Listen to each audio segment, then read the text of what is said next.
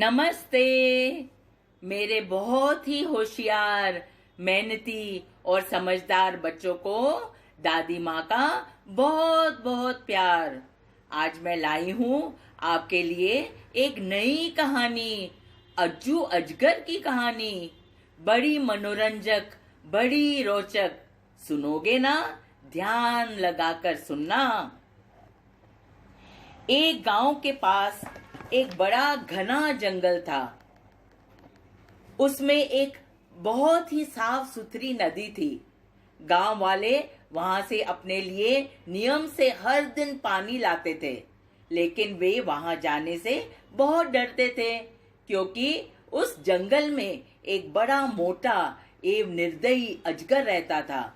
उसका नाम था अज्जू अजगर। वो आने जाने वाले लोगों को डस लेता था। उसकी इस बुरी आदत से गांव वाले बड़े हैरान परेशान थे। एक दिन वहां एक सिद्ध बाबा जी आए। लोग बड़ी श्रद्धा से फल एवं आहार लेकर उन्हें प्रणाम करने गए। वहां पर उन्होंने बाबा जी को अज्जू अजगर के जुल्म की कथा सुनाई और उन्हें सहायता करने की विनती भी की। सिद्ध बाबा ने लोगों को आश्वासन देकर भेज दिया। फिर उन्होंने अपनी मंत्र शक्ति से अज्जू अजगर को अपने पास बुलाया। उससे कहा, बेटा, तुमने पिछले जन्म में बहुत सारे पाप किए हैं, इसलिए इस जन्म में तुम्हें अजगर की योनि मिली है। अगर इस जन्म भी लोगों को तंग करोगे तो इसका भयानक दंड तुम्हें भुगतना पड़ेगा। अज्जू अजगर ने कहा, बाबा क्षमा करो, मुझे मेरी सही उपाय बताओ, मैं वैसा ही करूंगा।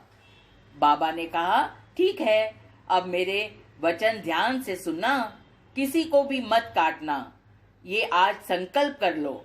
अज्जू अजगर ने हामी भरी और वहां से चला गया।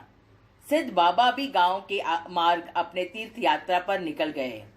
इस बात को 2 महीने हो गए।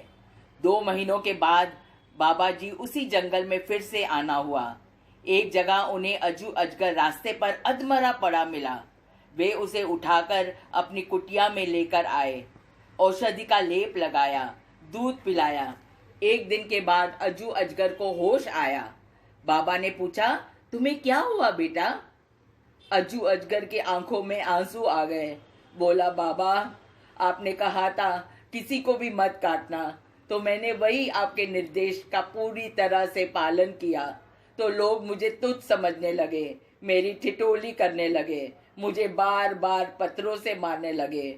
उन्हें लगा मैं बिल्कुल कमजोर हो गया हूँ, उनको दंड देने के काबिल नहीं हूँ। इस वजह से उन्होंने मेरी ये हालत बना दी।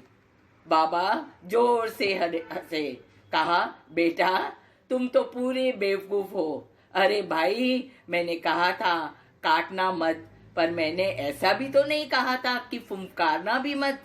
सच पूछो तो तुम्हें अपनी सुरक्षा के लिए जरूरत के समय बार बार अवश्य फुंकारना चाहिए था। चलो कोई बात नहीं, आगे ये बात ध्यान से रखना। ऐसा कहकर वो फिर से अपने तीर्थ यात्रा पर निकल गए।